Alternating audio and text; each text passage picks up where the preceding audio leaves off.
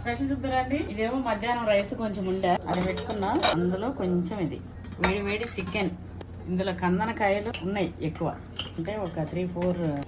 ఇవి మా ఇంట్లో ఎవరు తినరు. నేనే మా రాముడికి చెప్పి మరీ వేపించుకురమ్మంట. నాకు కందనకాయలు అంటే ఇష్టం. ఇది చికెన్ అని చెప్పాకంటే కందనకాయ కర్రీ అని చెప్పచ్చు.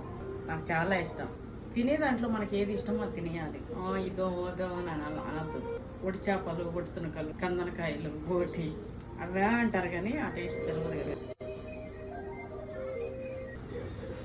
అవును, మీలో ఎంతమంది కందనకాయలు ఇష్టమో కామెంట్ చేయండి. నాకైతే చాలా ఇష్టం. ఫ్రై ఇంకా బాగుంటుంది.